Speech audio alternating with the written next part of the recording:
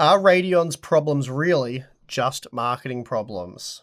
The hilariously bad execution of Anti-Lag Plus, FSR frame generation have been pretty awful launch, and AMD screwing up stuff like making the RDNA 3 encoder output 1082p instead of 1080p. They all seem to go beyond mere marketing issues. The first two are software/driver and a game integration, while the latter is straight up a hardware design flaw. So have you got much to say about this one? I think part of that's true. Part of it is the execution of these features has not been great. Part of it, though, if I think of like FSR3, for example, yeah, the feature isn't amazing, but part of me thinks it was rushed because marketing had announced it way too early. Mm-hmm. And I think that set the whole perception of the feature from the start. Like, they announced it in November of 2022. It came out in September of 2023. Maybe even a little bit before that for FSR3 announcement. Anyway, it doesn't really matter. They were sort of under the pump to release this feature because it just was becoming more and more embarrassing for them that they hadn't gotten a feature out that they'd announced for so long. So the team that's developing the features rushing to get it done, and some of the things that were kind of crucial for the feature to be good were just ignored or missed or not quite there in the final version. And there were even issues like the version that they'd uploaded to GPU Open or were going to make available on GPU Open was a newer version than the sort of more broken, buggy version that was in the first couple of games. So if marketing had just not announced that feature and given them more time and breathing room, it wouldn't have been great to not have like a frame generation competitor announce while you're announcing new GPUs, but maybe they would have been under less of pressure to get it out. And even when they did release it, if it was closer to the announcement, they could have been like, well, we only announced this a month ago, it's still under development as sort of like a beta version or a preview version. So by the time people are testing it, they find issues. The framing is very different to sort of how the marketing has been setting things up. Anti-Lag Plus, though, yeah, that's just a fail. And I think we talked about that in the podcast. That is just more of a technical thing. I don't think they really market it as like this is going to solve all your problems, and then they just didn't bother talking to the game developers and getting people banned. So, yeah, that's not great. But, yeah, I don't know. Would you think it's like a combination of the factors, or is it more just some of these features not being great? I don't know if there's a way you can put it that sort of... there's so many different things with AMD where, I made the joke in my recent video where it's just AMDing themselves. Like, AMD does unexplainably stupid things from time to time, but then I guess NVIDIA and Intel make questionable choices at times as well. I guess it's a company thing. AMD do seem to shoot themselves in the foot more than they should. And one example, the one that I was talking about recently, is the fact that everyone's celebrating AM4 for being such a great platform, or a lot of people are anyway.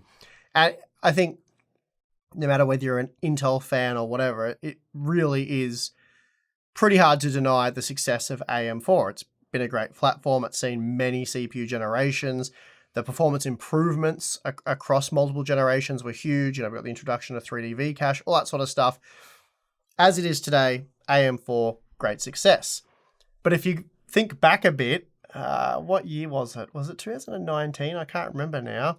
But somewhere almost mid-cycle, AMD tried to undo all of that and destroy it and just make it like a regular kind of platform, when I think it was around was it B450 where they announced they were going to discontinue support moving forward for the backwards compatibility. So I think it was for Zen 3, the CPUs were coming out and they're like... It was going to be a fragmented platform. Yeah, like you can't put this on a B450 platform, and everyone was like, what's the technical reason? And then AMD made this sort of like BS reason. They were just like, too hard. Basically, it was like, too hard, we can't be bothered.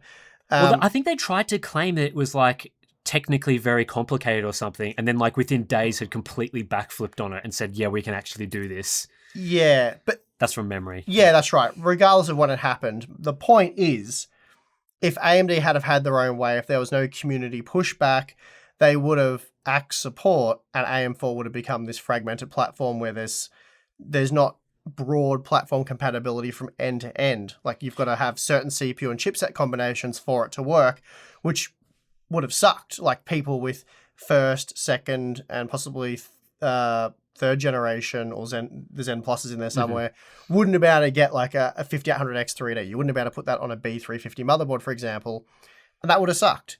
And it would have hurt sales of that chip for sure. It would have hurt sales of that chip. Yeah, absolutely. And a lot of other chips because, 5700X, that's a great value chip these days, even like the 5600.